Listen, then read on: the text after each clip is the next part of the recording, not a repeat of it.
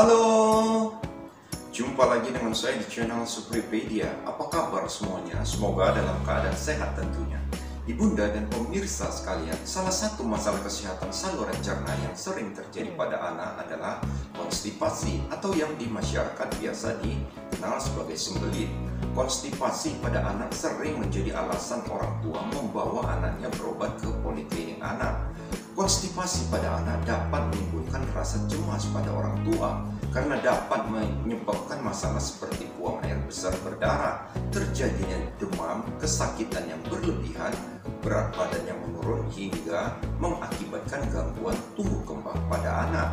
Terus, apakah sebenarnya konstipasi pada anak itu dan bagaimana cara penanganan dan pencegahannya? Untuk mengetahui caranya, tetaplah di channel ini dan jangan lupa subscribe. Ibunda dan pemirsa sekalian, konstipasi adalah ketidakmampuan mengeluarkan tinja secara sempurna yang tercermin dari berkurangnya frekuensi buang air besar dari biasanya, di mana tinja lebih keras dan lebih besar dan nyeri dibandingkan sebelumnya, serta adanya perabaan massa di perut, yaitu karena tinja. Sebagian besar konstipasi pada anak adalah fungsional yang bila dilakukan pemeriksaan akan tidak menemukan kelainan organik, di mana biasanya hal ini diawali sejak usia 1 tahun hingga 4 tahun, di mana frekuensi buang air besar pada anak-anak bervariasi menurut umur. Pada bayi yang minum ASI lebih sering buang air besar, sedangkan pada bayi yang minum susu formula akan lebih jarang buang air besar. Ibunda dan pemirsa sekalian, adapun penyebab dari konstipasi fungsional pada anak adalah berupa riwayat trauma psikis sebelumnya saat buang air besar. Ini dapat terjadi karena nyeri disebabkan tinja yang keras atau karena ketakutan ke toilet akibat toilet yang kotor atau ketidaknyamanan lainnya.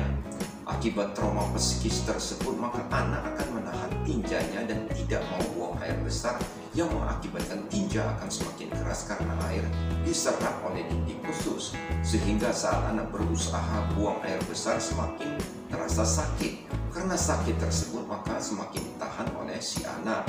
Sedangkan penyebab lain dari konstipasi adalah masalah organik berupa kelainan bawaan lahir yang timbul sejak lahir yang dikenal sebagai penyakit Hirschsprung. Kelainan ini terjadi saat pembentukan persarapan usus saat janin dalam kandungan, di mana persarapan pada usus besar di bagian paling ujung dekat anus tidak terbentuk, sehingga bagian tersebut akan menjadi kaku dan tidak dapat mengeluarkan tinja, sedangkan bagian atasnya akan bekerja lebih keras sehingga timbul pelebaran usus. Gejala yang khas untuk penyakit Hirschsprung ini adalah adanya kesulitan buang air besar sejak lahir, dan bila anusnya dicolok maka tinja akan keluar secara menyemprot.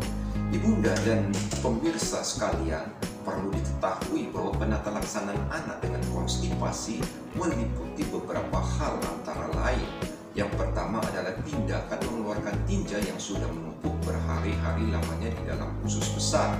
Hal ini dapat dilakukan dengan cara klisma atau enema dengan gliserin yang dilakukan di rumah sakit.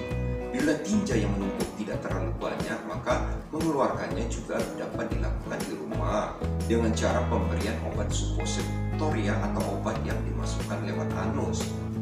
Kemudian tindakan yang kedua adalah pengobatan lanjutan setidaknya selama 2 minggu atau 1 hingga 3 bulan.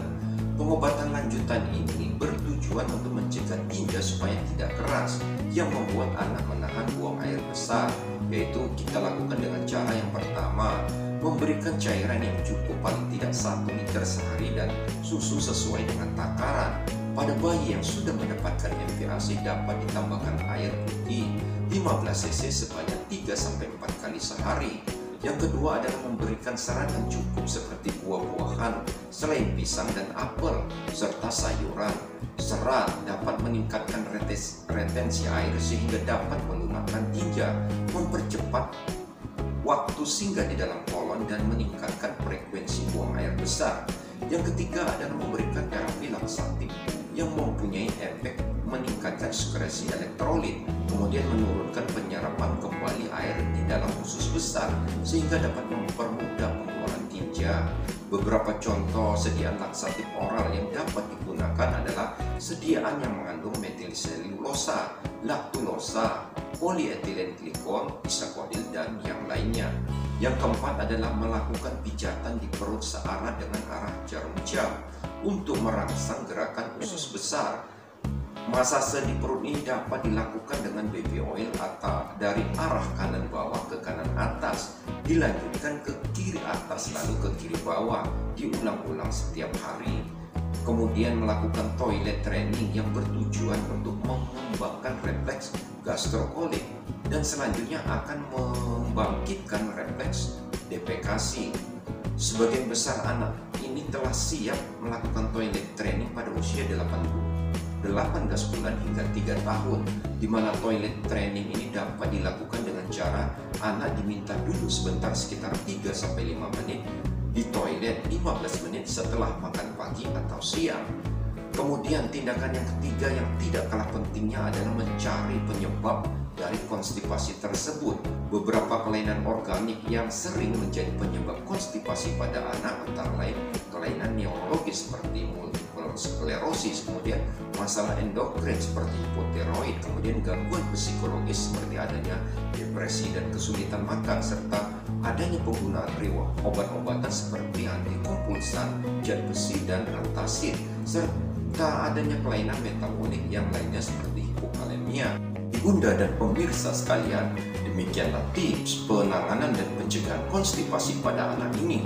Kiranya bermanfaat bagi ibunda dan pemirsa sekalian. Dan untuk kelanjutan program ini jangan lupa subscribe dan like. Dan jika ada pertanyaan dapat diisi di kolom komentar. Sekian dan terima kasih serta salam sehat.